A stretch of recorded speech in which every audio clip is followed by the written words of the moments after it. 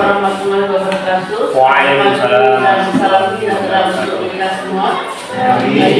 Pada pagi hari ini kita berkumpul di lab biologi dalam keadaan sehat walafiat. Pertama-tama saya ucapkan terima kasih buat Bapak Ibu yang telah hadir untuk mengikuti kegiatan ini. Puji syukur kita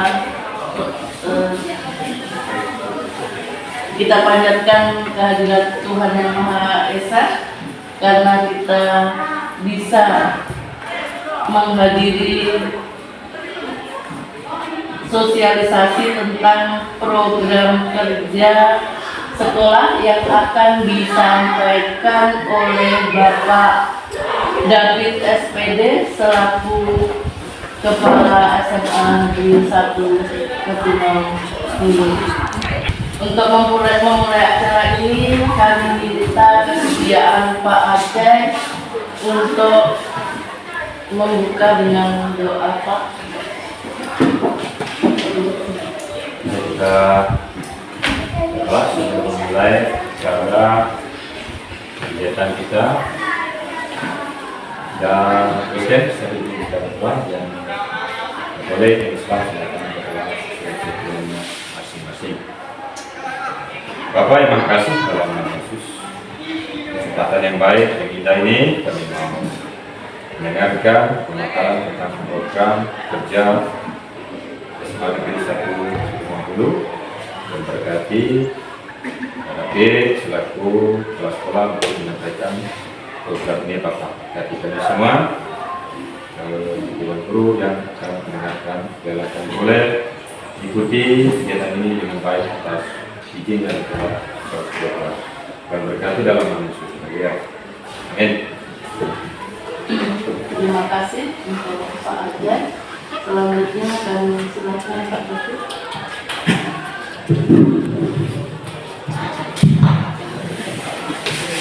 Terima kasih saya ucapkan kepada Ibu Eli selaku moderator acara kegiatan kita pada hari ini, yaitu presentasi tentang program kerja SMA Negeri 1 Ketumpa Hulu untuk tahun ajaran 2025-2026. Bapak Ibu yang saya hormati, izinkanlah saya untuk berbicara dalam rangka menyampaikan tentang program kerja sekolah kita untuk 1 tahun ke depannya. Sebelum saya menyampaikan program kerja ini, terlebih dahulu saya mengucapkan selamat pagi dan salam sejahtera untuk kita semua. Tidak mengurangi rasa hormat, kita juga patut wajib bersyukur kepada Tuhan yang Maha Kuasa karena kita sudah diberikan kenikmatan hidup dalam rangka kita menjalankan aktivitas kita sehari-hari selaku makhluk sosial, makhluk ciptaan Tuhan. Begitu juga tidak lupa saya mengucapkan yang terhormat rekan-rekan guru SMA Negeri 1 Ketumpa Hulu, yang terhormat rekan-rekan teknik baik itu tata usaha maupun tenaga perpustakaan yang ada di SMA Negeri 1 Ketumpa Hulu. Terima kasih semuanya. Selamat pagi menjelang siang. Ya, pada saat ini saya akan membacakan atau mendeskripsikan atau lebih kita kenal dengan sebutan mempresentasikan program kerja sekolah kita untuk 1 tahun ke depannya. Yang pertama itu adalah bagian pendahuluan. Bagian pendahuluan itu adalah yang pertama adalah latar belakang. Latar belakang itu adalah landasan yang menjadi dasar ketika kita ingin menyusun atau membuat program kerja sekolah. Yang kedua adalah tujuan yang ingin kita capai di dalam kita menyusun program sekolah itu sendiri. Sedangkan yang ketiga, ruang lingkupnya. Ruang lingkup itu artinya apa-apa saja yang akan kita buat untuk 1 tahun ke depan. Apa saja yang kita kerjakan untuk 1 tahun ke depan. Sedangkan yang selanjutnya adalah sasaran yang ingin kita capai,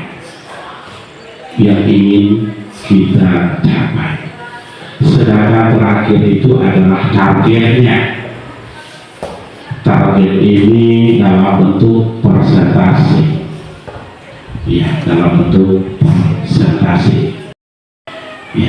sedangkan yang ketiga itu adalah rencana kerja bidang urusan kesiswaan.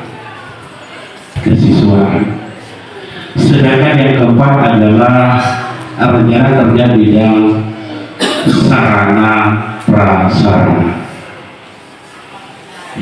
Yang kelima adalah rencana kerja bidang urusan hubungan masyarakat.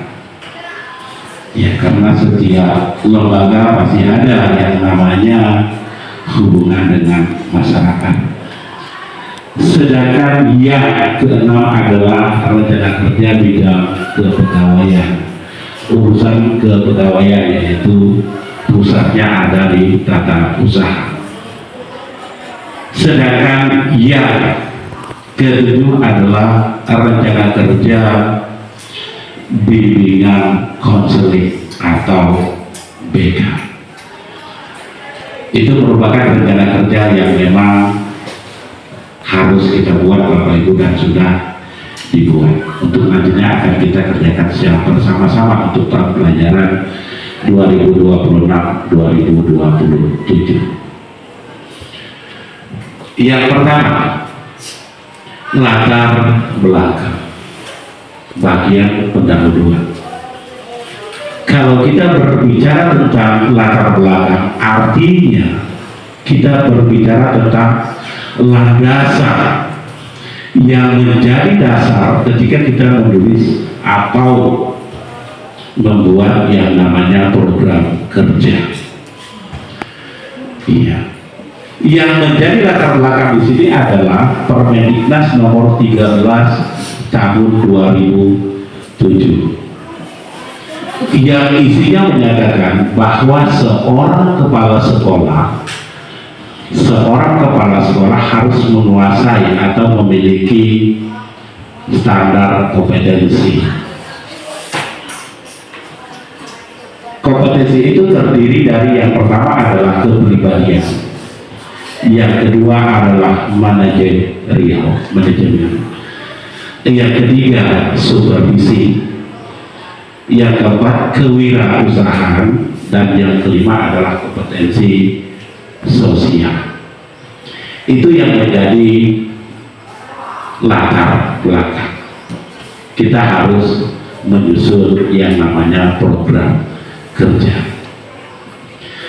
Sedangkan landasan hukum yang kita gunakan di dalam menyusun program kerja sekolah untuk 1 tahun ke depannya adalah 14 tahun 2005 yang isinya adalah memuat tentang guru dan dosen.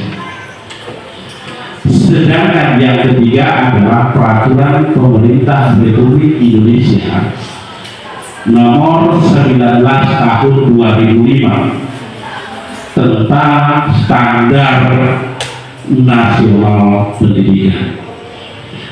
Sedangkan landasan hukum yang keempat adalah Permendiknas Republik Indonesia nomor 13 tahun 2007 tentang standar kualifikasi akademik dan kompetensi kepala sekolah. Yang kelima adalah landasan hukumnya adalah Permendiknas Republik Indonesia nomor 16 tahun 2007 tentang standar kualifikasi akademik dan kompetensi guru. Sedangkan yang terakhir yang menjadi landasan hukum kita di dalam menyusun program sekolah adalah Permendiknas nomor 19 tahun 2007 tentang standar pengelolaan. Itu landasan hukumnya. Yang ketiga, tujuan kita merumuskan program kerja sekolah ini yang pertama adalah bahwa program sekolah ini adalah sebagai acuan bagi pelaksanaan kinerja di lingkungan SMA Negeri 1 Ketungkul sebagai dasar acuan. Yang kedua, tujuannya adalah usaha terus-menerus untuk meningkatkan profesionalisme kerja seluruh stakeholder SMA Negeri 1 Ketungkul untuk meningkatkan profesionalisme semua pegawai, khususnya pegawai yang ada di SMA Negeri 1 Ketungkul. Sedangkan tujuan yang ketiga adalah untuk meningkatkan kualitas proses pembelajaran. Proses pembelajaran kepada siapa? Yaitu kepada siswa di dalam meningkatkan kualitas lulusan. Sedangkan tujuan yang keempat adalah program sekolah ini akan kita gunakan untuk tertib administrasi kerja waktu di satuan pendidikan, yaitu khususnya di SMA Negeri 1 Ketungkul. Sedangkan tujuan yang kelima Bapak Ibu adalah kita gunakan sebagai rasa kepedulian dan sosial kita terhadap kita sesama warga sekolah. Kita sesama warga sekolah harus peduli, harus bersosial terhadap warga sekolah. Ya. Ruang lingkup program kerja sekolah Bapak Ibu ada 8. Apa saja ruang lingkupnya? Apa saja cakupannya? Yang pertama adalah program kerja kepala sekolah. Nanti akan dijelaskan item-item yang menjadi program kerja kepala sekolah. Yang kedua bidang kurikulum. Yang ketiga kesiswaan. 4 sarana dan prasarana. Yang kelima adalah bidang humas. Yang keenam bidang keuangan. Kita ada 2 sumber keuangan, yaitu dana BOS bantuan operasional sekolah pusat. Sedangkan sumber dana kita yang kedua adalah PBB. Iya, PBB. Yang ketujuh program kerja bidang kepegawaian. Yang ke-8 program kerja bidang BPBK. Itu ruang lingkupnya, cakupan program kerja ini. Sedangkan sasaran yang menjadi objek dari program kerja sekolah ini yang pertama itu adalah siswa, peserta didik, Yang kedua, tenaga pendidik, guru. Sedangkan yang ketiga, wakil kepala sekolah. Sekolah kita itu mempunyai 4 wakil kepala sekolah. Yang pertama itu bidang kurikulum, kesiswaan, sarana prasarana, dan yang keempat bidang hubungan masyarakat. Bapak Ibu yang saya hormati, rencana kerja kepala sekolah sekarang Bapak akan saya termasuk kepada penjelasan per item rencana kerjanya. Yang pertama adalah rencana kerja kepala sekolah dibagi beberapa item lagi. Yang pertama adalah rencana kerja kepala sekolah harian. Rencana kerja kepala sekolah harian yang pertama itu adalah kepala sekolah itu harus memeriksa daftar hadir guru, daftar hadir guru atau semua pegawai yang ada di satuan pendidikan, khususnya SMA Negeri 1 ke 50. Yang kedua, rencana kerja harian kepala sekolah yang kedua adalah mengatur dan mengawasi guru piket. Mengatur dan mengawasi guru piket, artinya guru piket harian. Sedangkan yang ketiga adalah mengatur dan memeriksa kegiatan 7K.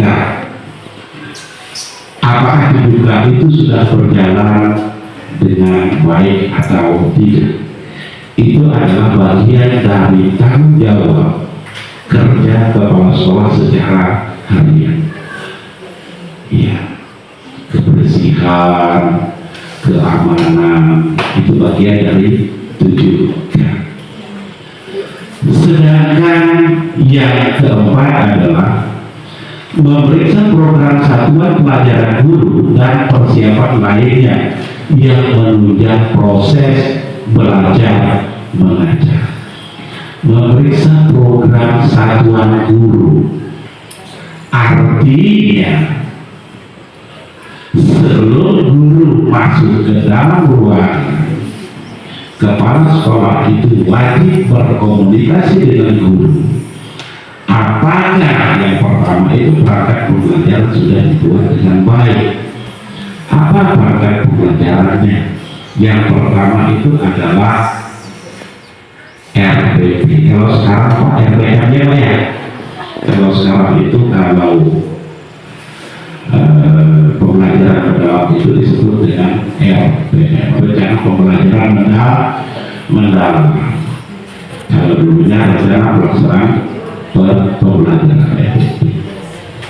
Ya, itu adalah tanggung jawab kepala sekolah.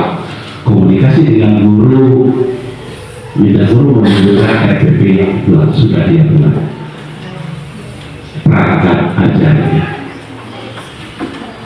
Sedangkan yang kelima adalah menyelesaikan surat menyurat secara administrasi. Ya, menyelesaikan surat menyurat secara administrasi. Yang keenam, mengatasi hambatan-hambatan yang berlangsung. Kalau memang di dalam Bapak Ibu melaksanakan tugas, melaksanakan pekerjaan, kalau memang ada hambatan di luar, silakan dikomunikasikan. Nanti kita akan bersama-sama untuk mencari solusi bagaimana cara kita mengatasi permasalahan tersebut. Sedangkan yang selanjutnya menyelesaikan semua laporan yang ada.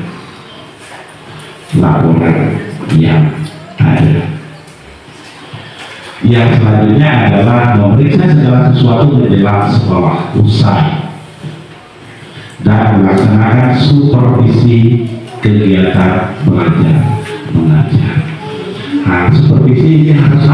Bapak Ibu. Iya, harus ada supervisi.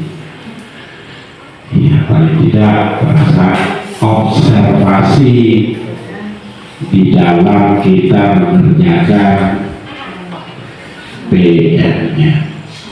Iya, harus ada. Itu yang pertama, program kerja kepala sekolah secara harian. Program kerja kepala sekolah secara mingguan. Yang pertama, setiap hari Senin sesudah upacara atau waktu tertentu, kepala sekolah itu harus mengecek guru yang bertugas sebagai guru di gap harian. Harus dicek. Yang kedua, harus mengadakan evaluasi. Nanti Bapak Ibu, bagaimana cara kita meningkatkan evaluasi pembelajaran per minggunya? Mungkin akan kita laksanakan nantinya setiap hari Sabtu evaluasinya. Apa saja yang Bapak Ibu kendala, yang Bapak Ibu hambatan, yang Bapak Ibu alami, dan sebaliknya apa saja yang peserta didik hambatan-hambatan yang dialami oleh peserta didik. Ya. Yang kedua, program kerja kepala sekolah mingguan. Setiap akhir bulan, kepala sekolah itu harus mengadakan monitoring. Ya, monitoring, memeriksa buku kemajuan harian kelas, kegiatan atau rapat koordinasi. Yang pertama dengan wakil kepala sekolah, yang kedua rapat koordinasi dengan guru. Ya. Sekarang kita lihat rencana kerja kepala sekolah. Yang ketiga adalah rencana kerja kepala sekolah secara bulanan. Yang pertama itu adalah melaksanakan penyelesaian kegiatan yang berhubungan dengan gaji. Berhubungan dengan gaji, berarti bisa kita bilang menjadi dua jenis. Yang pertama gaji sebagai pegawai negeri yang dilangsung dari pemerintah sudah dilaksanakan oleh bendahara atau petugas gaji dengan lancar dan baik. Yang kedua, gaji untuk TP dan tenaga guru honorer juga kita sudah salurkan sesuai dengan apa yang kita rencanakan. Iya. Selanjutnya adalah laporan guru piket. Laporan guru piket, koordinator urusan tata usaha, monitoring prestasi guru dan tata usaha. Iya. Yang kedua, memeriksa data hadir guru, data usaha dan siswa. Program kerja kepala sekolah secara bulanan itu yang pertama yang harus dilakukan dengan wajib, bahwa kepala sekolah itu secara bulanan setiap bulan harus memeriksa daftar hadir guru, tata usaha dan siswa.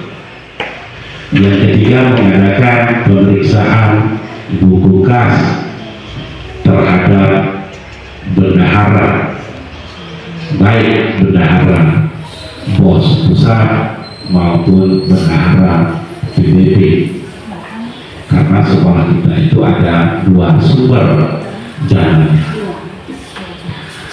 Yang keempat, membuat pertanggungjawaban keuangan. Kepala sekolah itu bertanggung jawab membuat pertanggungjawaban terhadap keuangan yang ada di sekolah. Yang kelima, melaksanakan pemeriksaan terhadap yang pertama itu tugas, kumpulan bahan evaluasi, kumpulan program satuan pelajaran, diagram pencapaian siswa. Ya, dekret persiapan siswa di dalam belajar juga harus kita laksanakan.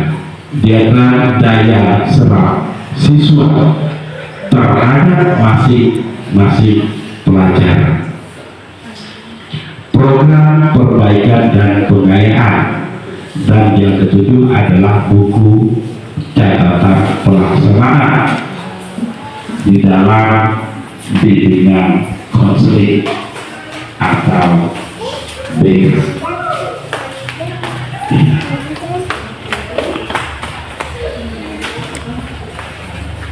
Yang kelima, rencana kerja atau program kerja kepala sekolah yang kelima adalah rencana kerja per semester secara semester atau 6 bulan. Yang pertama, rencana kerja per semester itu adalah menyelenggarakan perbaikan alat-alat sekolah, menyelenggarakan perbaikan, artinya peralatan sekolah yang sudah dinyatakan rusak harus kita perbaiki, dan itu sudah kita laksanakan beberapa item. Item yang pertama adalah seperti kursi kita, ada yang patah, kursi bantuan kita perbaiki, kita las. Itu contoh secara garis besarnya. Yang kedua, menyelenggarakan persiapan evaluasi semester. Ketika kita ingin menyelenggarakan evaluasi dalam bentuk tes summatif, itu semua sudah kita terapkan. Yang pertama, kita sudah rapat untuk membentuk panitia. Iya, kita sudah membentuk panitia. Beberapa minggu sebelumnya, ketua panitia sudah memberikan surat edaran kepada masing-masing guru mata pelajaran untuk membuat soal dengan kriteria yang sudah kita sepakati. Itu adalah persiapan kita melaksanakan evaluasi. Yang ketiga, menyelenggarakan evaluasi BK, OSIS, OKS, dan ekstra kurikuler. Memang semuanya ini belum kita laksanakan secara 100%, belum, tapi sudah kita laksanakan. KS misalnya, kira-kira untuk penanganan pertama tentang anak yang mengalami kurang sehat, selalu kita evaluasi kira-kira obat untuk menangani pertama itu apa saja misalkan yang sangat krusial dibutuhkan. Ya, OSIS juga jadi kesesuaian sudah mengevaluasinya. Iya, BK yakin juga biarpun 100% sudah dievaluasi. Sedangkan yang keempat adalah tugas kepala sekolah secara per semester menyelenggarakan semesteran termasuk kegiatan kumpulan nilai. Kumpulan nilai itu biasanya akan ada di dalam yang kita sebut ledgernya, yang kita sebut ledger. Yang kedua, menetapkan nilai raport siswa. Yang ketiga adalah membuat catatan siswa yang perlu mendapat perhatian.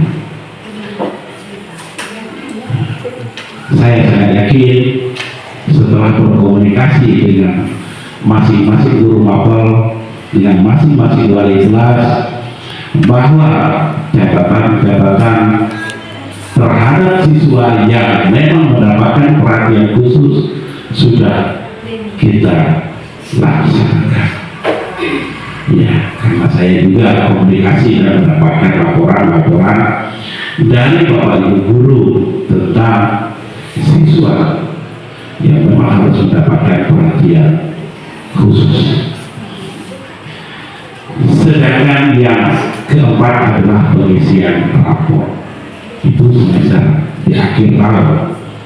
Yang kelima, pemberitahuan dan pemanggilan orang tua sejauh diperlukan ketika kita ingin berkonsultasi dengan orang tua siswa tersebut. Juga sudah kita laksanakan pemanggilan terhadap orang tua untuk berkomunikasi dalam terbaik apa yang akan kita gunakan demi peserta didik lebih baik ke depannya. Iya. Sekarang rencana kerja kepala sekolah yang terakhir, rencana kerja akhir tahun kepala sekolah. Yang pertama, menyelenggarakan penutupan buku inventaris dan keuangan sekolah. Ya.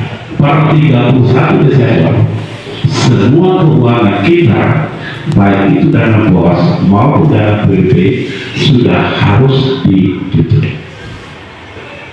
setiap tanggal 31 Desember. Yang kedua, menyelenggarakan ujian sekolah, ujian nasional. Ujian nasional tidak ada, tapi ujian semakin ada. Biasanya kita laksanakan di bulan April di tahun ajaran yang berjalan. Yang ketiga, menyelenggarakan persiapan kenaikan kelas. Menyelenggarakan persiapan kenaikan kelas.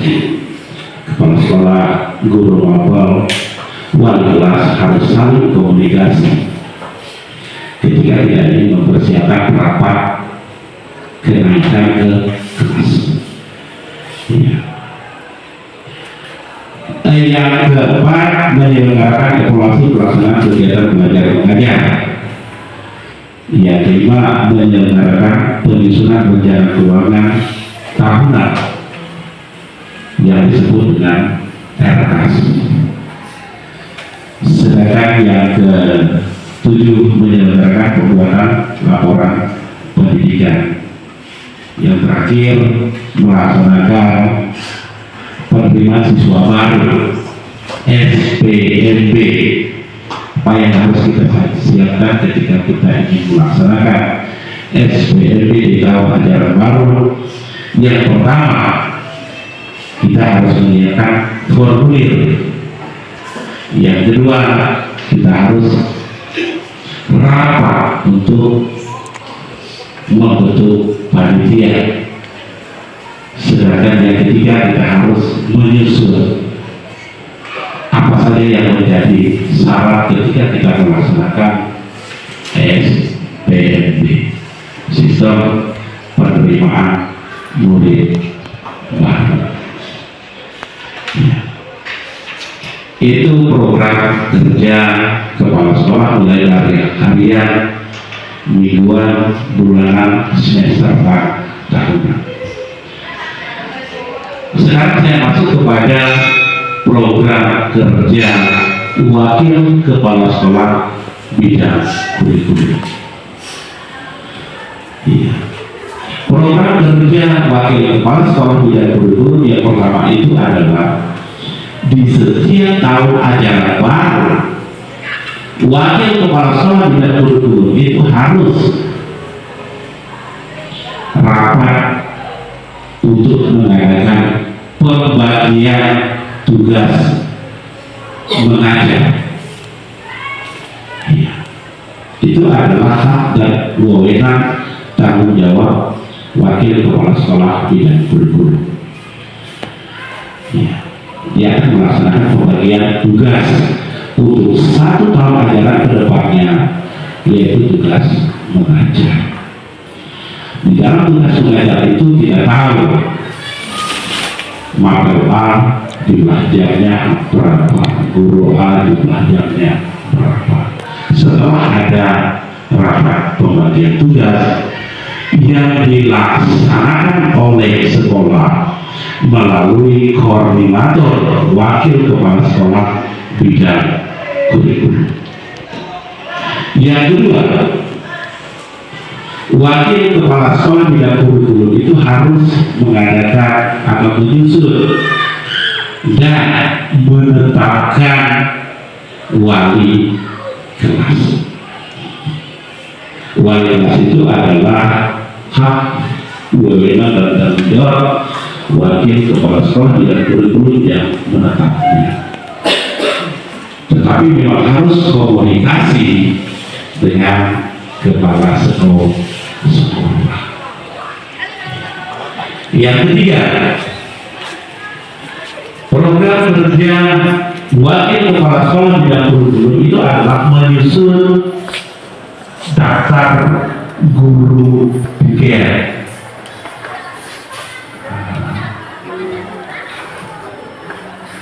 Wajib tugas dan tanggung jawab wakil kepala sekolah bidang kurikulum itu dia harus menyusun daftar guru PKR harian. Misalkan hari Senin itu Pak Don Pratomo, Pak Jai, Ibu Ebi, Ibu Pero, misalkan.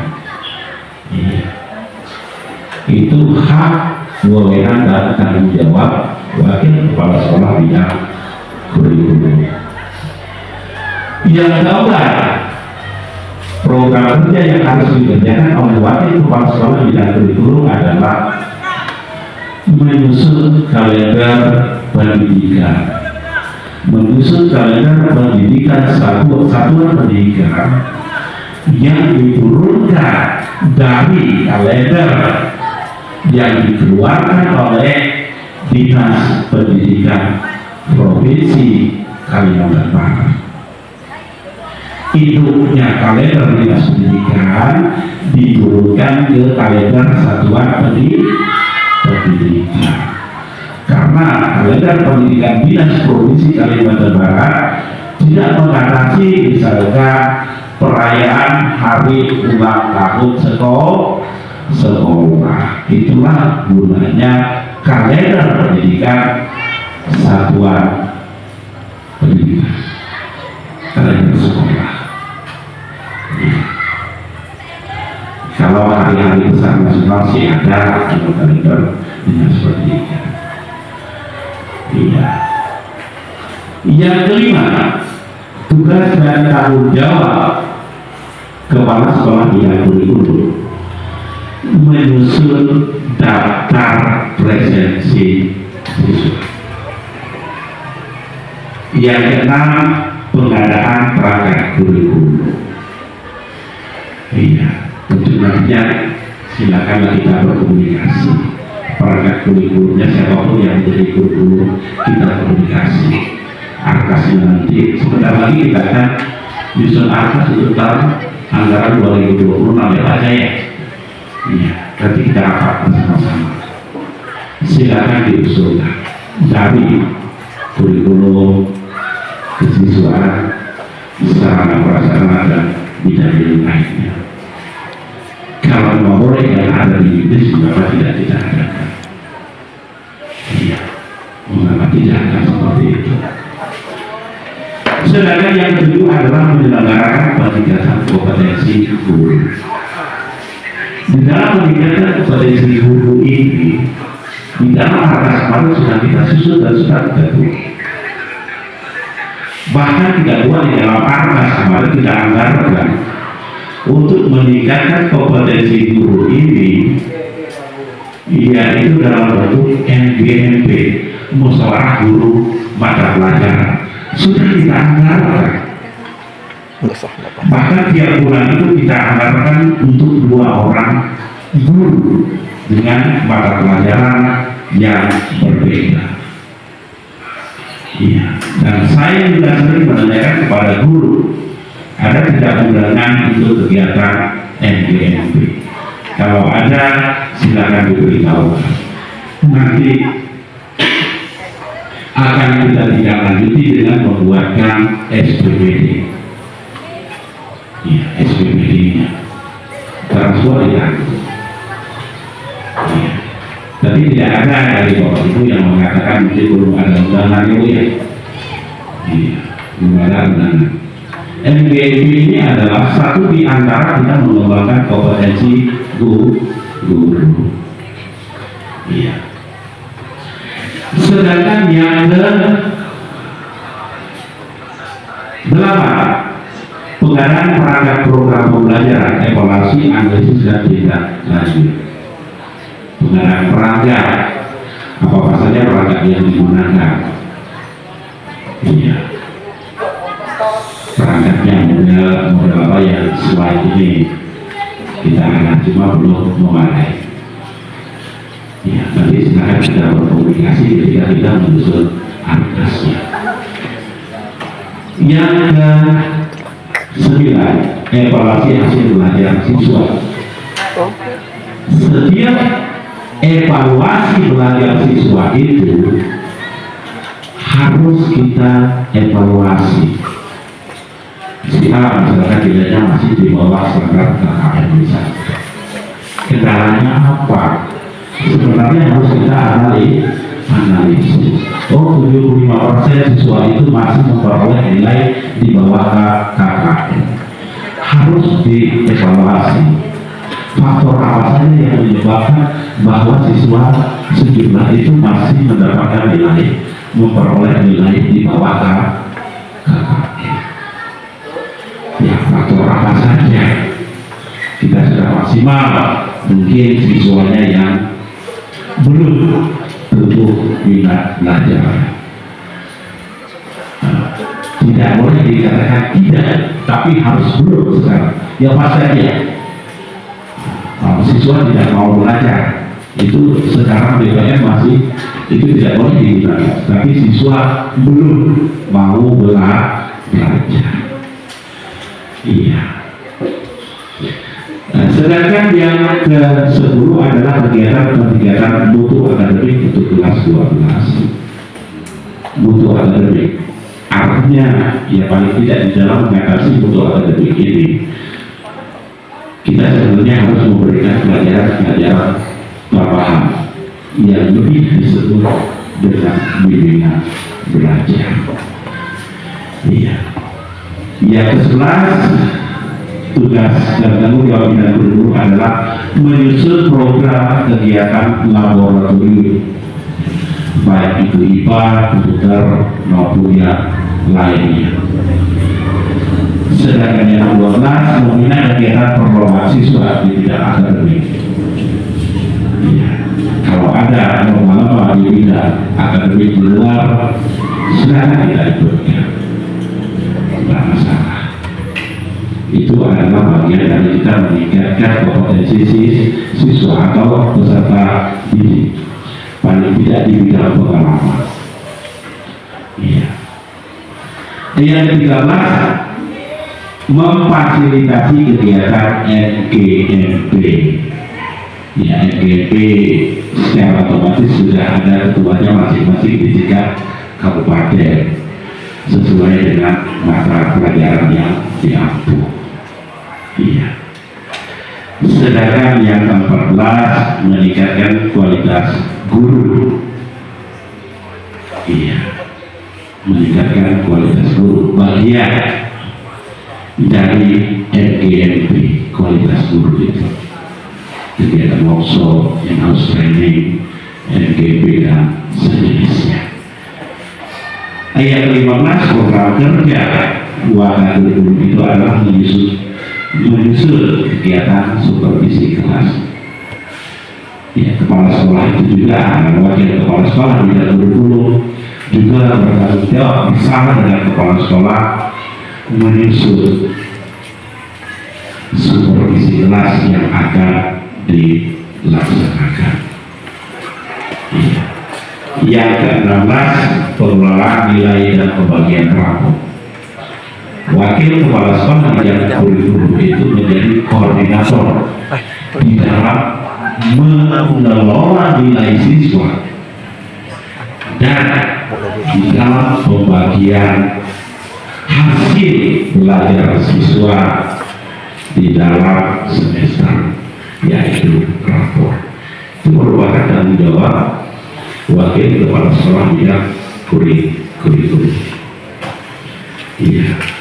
mengadakan yang ke-17 mengadakan pendaftaran peserta ujian Sumadi. Yang ke-18 menyelenggarakan ujian itu juga berdasarkan edaran dari Dinas Pendidikan Provinsi Kalimantan Barat, menyelenggarakan pada 3 satuan pendidikan, juga merupakan tanggung jawab Wakil Kepala Sekolah bidang kurikulum. Ya, sedangkan tugas dan tanggung jawab Wakil Kepala Sekolah bidang kurikulum adalah mengelola hasilnya, nilainya. Ya. Nilai ujian sumatif itu juga yang menjadi koordinator terhadap pengelola nilai adalah Wakil Kepala Sekolah bidang kurikulum.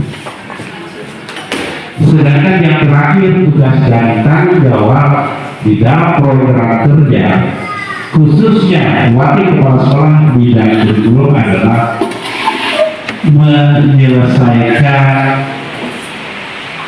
SKHUN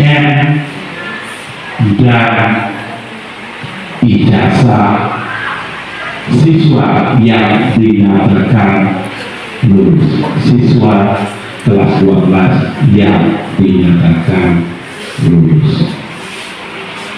Juga merupakan tanggung jawab Wakil Kepala Sekolah bidang kurikulum.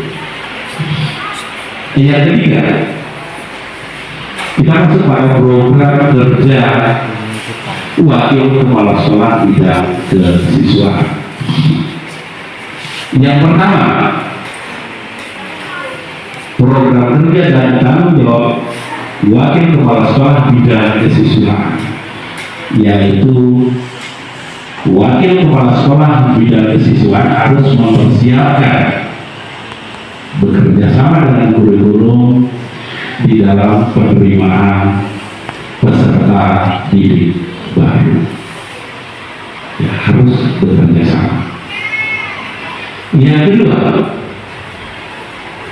menyelenggarakan penerimaan peserta didik baru. Sudah bertugas sebagai penerima, dia harus menyelenggarakan kegiatan itu.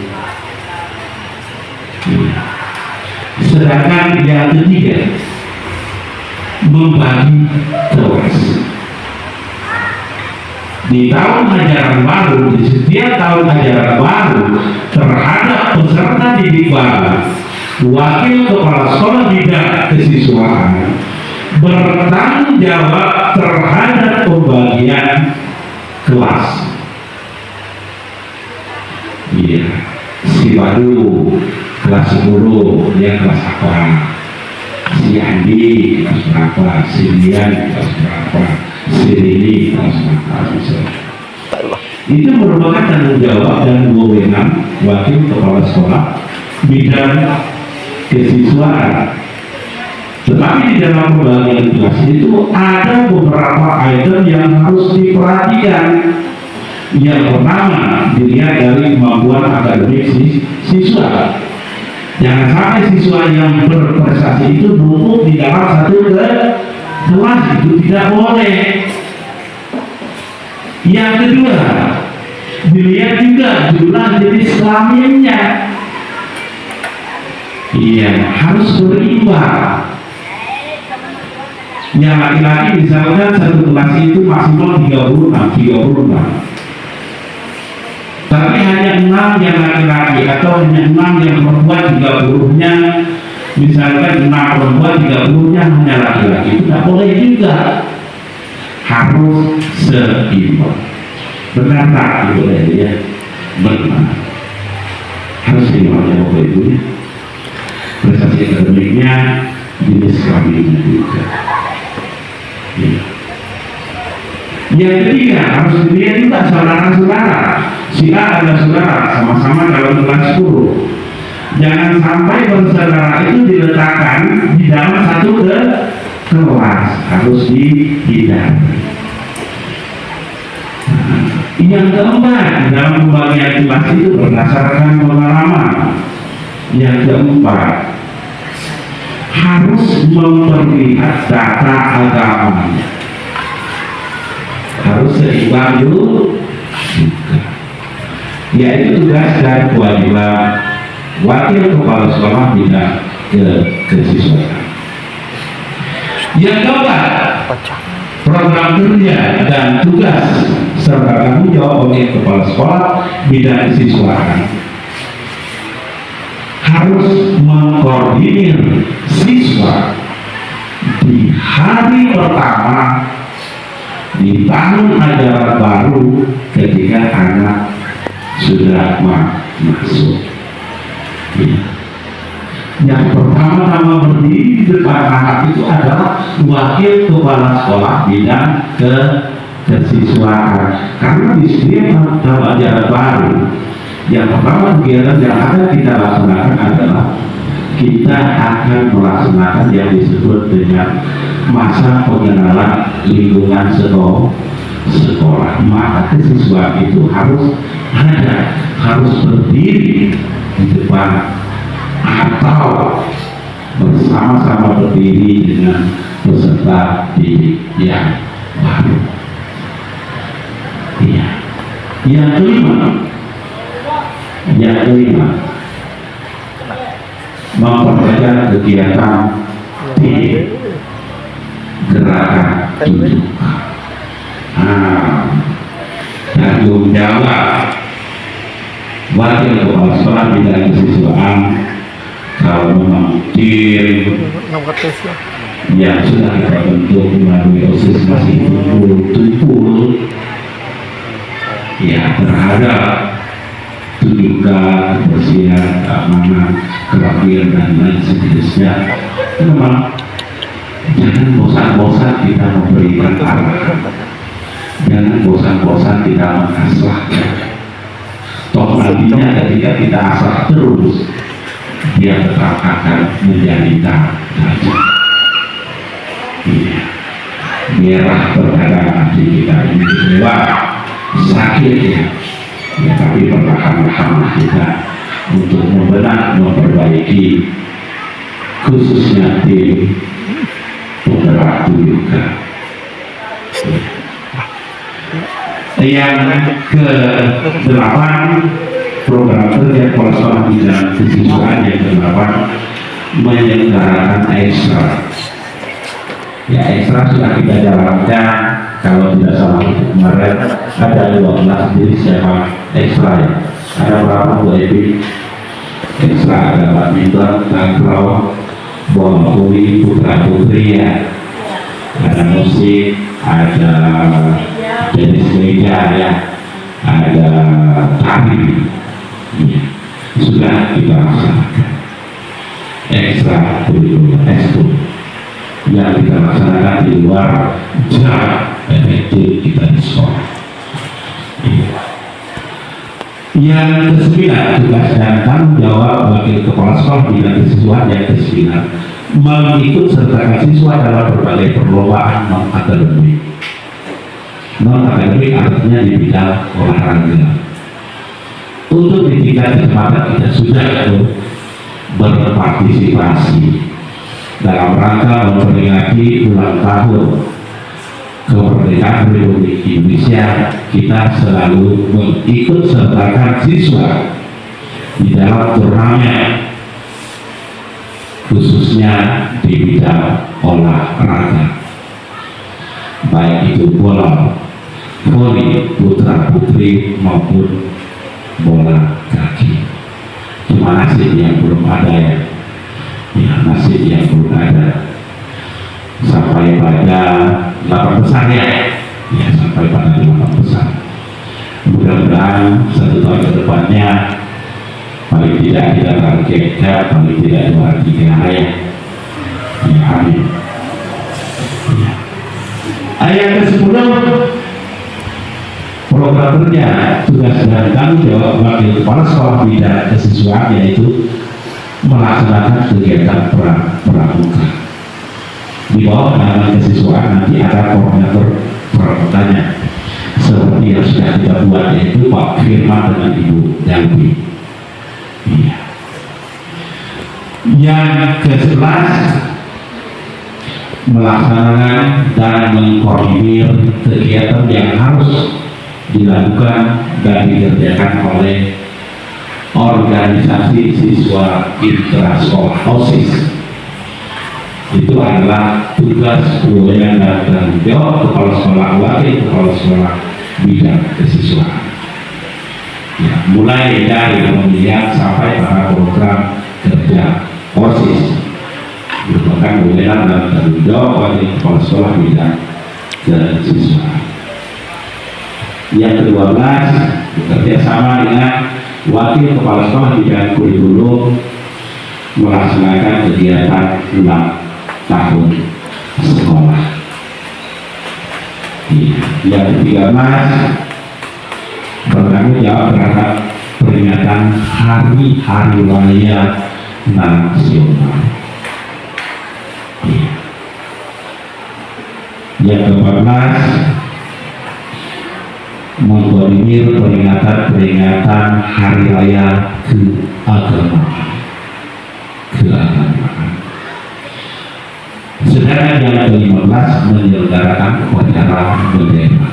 Tugas dan wewenang wakil kepala sekolah bidang kesiswaan sudah dibuat, pembinanya minggu depan siapa, petugasnya siapa, sudah dilaksanakan dengan baik. Sedangkan yang ke-16, mengadakan kegiatan untuk tahun siswa. Itu program kerja kepala sekolah bidang kesiswaan. Yang keempat itu yang bidang sarana dan prasarana. Program kerja sarana dan prasarana yang pertama itu penataan lingkungan sekolah. Artinya dia mempunyai tanggung jawab dan wewenang mengadakan penataan terhadap lingkungan sekolah.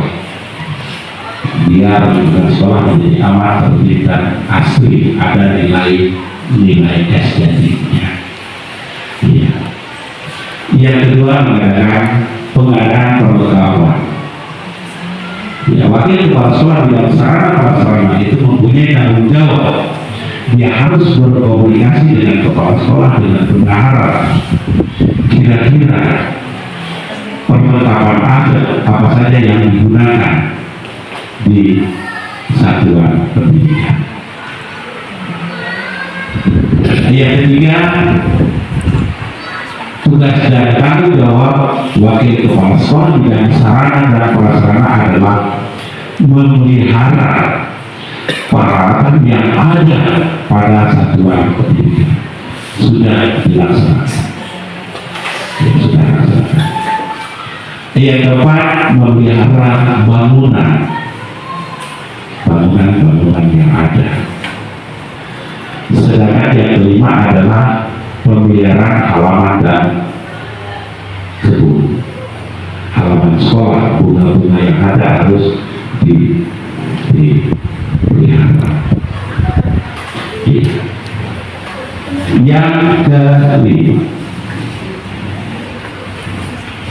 Yang kelima adalah program kerja bidang hubungan masyarakat.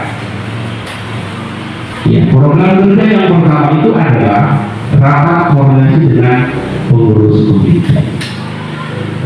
Sering kita laksanakan ya, mengadakan rapat komite orang tua siswa. Yang kedua, juga mengadakan rapat pleno sekolah. Yang ketiga, mengadakan rapat rutin dengan komite. Sedangkan yang keempat, menjadi kerjasama dengan instansi atau dinas yang lainnya. Yang kelima, kepedulian sosial. Program kerja kepala sekolah bidang hubungan masyarakat ini yang kelima itu sangat-sangat sudah kita terapkan, yaitu di bidang kepedulian sosial. Contoh misalnya, beberapa bulan yang lalu ada kita kebakaran pondok tempat tinggalnya. semuanya sudah dilalap oleh api. Kita juga ada bantu, ada sahabat sekolah kita komunikasi dengan penyedia dibantu sahabat sekolah, kita bantu sepatu, kita bantu tas. Setelah itu kita kumpulkan iuran secara sukarela dalam bentuk uang. Yang kedua, misalnya ketika ada keluarga sekolah yang mengalami musibah, selalu kita bantu, selalu kita peduli dalam bentuk sosial. Artinya kita mengumpulkan bantuan sukarela, sekarang kumpul kita serahkan. Itu adalah program kerja wakil kepala sekolah bidang hubungan masyarakat. Yang keempat, program kerja hubungan masyarakat yang memang harus yang menjadi tanggung jawab dan kewenangannya adalah menjalin kerjasama dengan instansi yang lainnya. Yang keenam, meningkatkan etika dan kekeluargaan. Iya. Nanti di atas ini harus kita susun, benar kita rapat nanti. Karena sebentar lagi di bulan 12 ya Pak ya, ada waktu penyusunan rencana kerja anggaran sekolah untuk tahun anggaran 2024. Silakan nanti Bapak Ibu catat-catat ya model di rumah, masing-masing penanggung jawab ini, kurikulum, kesiswaan, sarana, humas. Kalau memang itu dibolehkan oleh Tutis, mengapa tidak kita lakukan seperti itu? Iya, mengapa tidak? Iya. Yang ketujuh, menyelenggarakan rapat kerja. Iya, hubungan masyarakat itu adalah menyelenggarakan rapat kerja. Yang kedelapan, peringatan Hari Besar Nasional dan Keamanan. Komunikasi antara wakil kepala sekolah, guru-guru, kesiswaan dan hubungan masyarakat. Iya. Yang selanjutnya adalah program kerja Bapak Ibu yang saya hormati. Yang selanjutnya adalah program kerja di bidang kepegawaian. Di bidang kepegawaian ini adalah yang pertama, merekrut tenaga pendidik dan non kependidikan. Yang kedua, pembagian tugas pegawai yang ada. Sedangkan yang ketiga, pembinaan karyawan guru pegawai itu. Bagian kepegawaian itu membina. Tidak ada yang banyak tidak kepegawaian. Yang keempat adalah pengisian SKP. Ya. Yang kelima, pengusulan kenaikan pangkat. Itu sebenarnya ditangani oleh bidang kepegawaian yang mengusulkan kenaikan pangkat dan gaji berawal. Selain sudah diatasi secara individu, juga sudah diatasi oleh bagian kepegawaian, yaitu di bagian TU. Yang keenam, peningkatan kerjasama kesejahteraan material maupun non material. Itu adalah program kerja bidang kepegawaian atau personal. Sedangkan yang selanjutnya adalah bidang keuangan. Bidang keuangan, program kerja bidang keuangan, terutama yaitu bendahara, baik bantuan operasional pusat maupun PPBB, bersama dengan rekan-rekan pegawai yang lainnya. Yang pertama itu adalah kita mengadakan penyusunan terhadap rencana kerja anggaran sekolah yang khas ya untuk 1 tahun ke depannya. Yang kedua, melaksanakan anggaran yang sudah disusun sesuai dengan posnya masing-masing. Secara otomatis harus berlandaskan kepada yang khas yang sudah disusun. Yang ketiga, mengelola dana. Apa saja dari yang dikelola? Di awal tadi sudah saya jelaskan bahwa sumber dana sekolah kita ada dua sumber. Yang pertama bantuan operasional sekolah pusat, sedangkan yang kedua dari PBB. Yang kelima, menciptakan mekanisme pengelolaan keuangan. Mekanisme alur. Yang terakhir, membuat laporan dan dokumentasi administrasi keuangan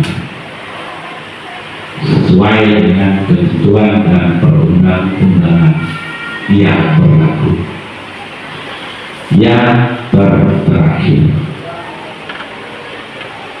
yaitu program kerja bidang bimbingan konseling atau BBBK. Yang pertama, program kerja tanggung jawab dan wewenang yang harus dilakukan oleh seorang guru BK. Yang pertama adalah penyusunan program kerja bimbingan konseling. Harus disusun apa saja yang akan dikerjakan dia selama 1 tahun ke depan. Yang kedua, melayani bimbingan karya terhadap siswa khususnya. Tapi tidak menutup kemungkinan kalau Bapak Ibu guru ingin berkonsultasi menggunakan jasa layanan bimbingan karya kepada Pak Firman, ya silakan. Ya silakan berkonsultasi. Khususnya mahasiswi yang sedang melaksanakan prakteknya, silakan berkonsultasi. Nah, saya harap ada pencerahan dari Pak Firman kan. Ya. Yang ketiga, menyelenggarakan administrasi bimbingan konseling. Menyelenggarakan bimbingan administrasi konseling. Yang keempat, memantau prestasi siswa. Prestasi siswa juga harus dipantau oleh guru sebagai bimbingan konseling. Ya, harus dipantau perkembangan prestasi siswa. Yang kelima, mengadakan pengadaan sarana bimbingan. Apa saja yang diperlukan, sarana prasarana yang diperlukan ketika mengadakan bimbingan konseling itu wajib dan harus kita ada. Oleh sebab itu, ketika ada rapat penyusunan atas untuk tahu anggaran yang akan berjalan, silakan Bapak Ibu ungkapkan semua. Coret dulu di rumah. Nanti baru kita bandingkan dengan bentuk teknis pengelolaan keuangan, boleh atau tidak. Iya, boleh atau tidak. Sedangkan yang terakhir adalah guru sebagai bimbingan konseling wajib mengunjungi rumah-rumah, khususnya rumah-rumah peserta didik, silaturahmi, komunikasi. Ya.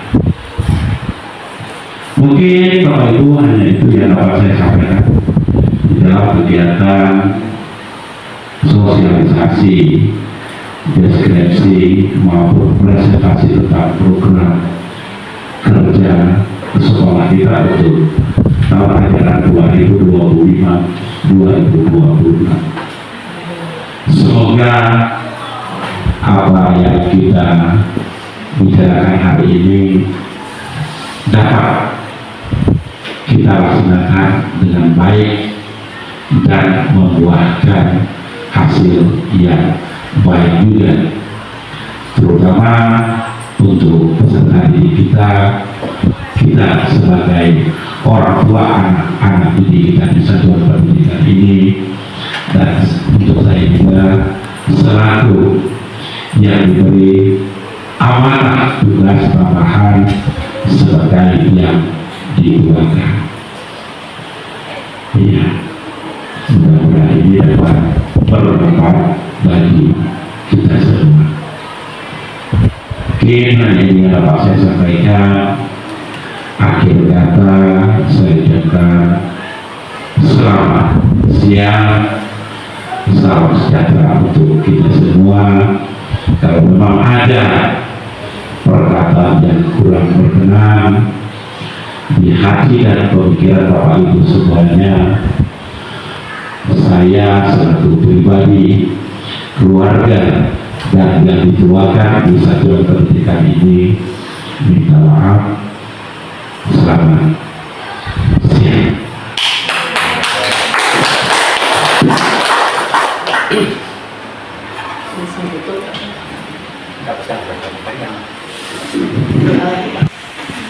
Nah, terima kasih untuk Bapak Kepala Sekolah yang telah menyampaikan program kerja sekolah.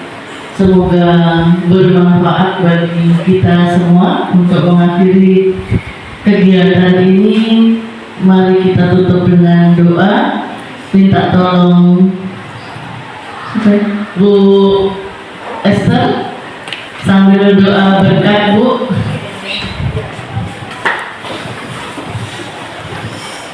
Baik Bapak Ibu sekalian, marilah kita berdoa. Dalam nama Bapa dan Putra dan Roh Kudus. Amin. Allah Bapa yang Maha Pengasih, puji dan syukur kami haturkan kepadamu atas rahmat-Mu yang Kau berikan kepada kami sepanjang kegiatan kami pada hari ini. Semoga apa yang telah kami tulis dapat kami laksanakan sesuai dengan kehendak dan rencana-Mu. Ya Bapa, sebentar lagi kami akan menikmati hidangan yang Telah tersedia bagi kami. Sudilah Engkau memberkatinya agar berguna untuk kesehatan jasmani dan rohani kami. Juga kami berdoa untuk mereka yang telah menyiapkannya. Semoga Engkau memberikan mereka rezeki, kelancaran, kesehatan. Doa ini kami sampaikan kepadamu, Yesus Kristus, Tuhan dan Saudara.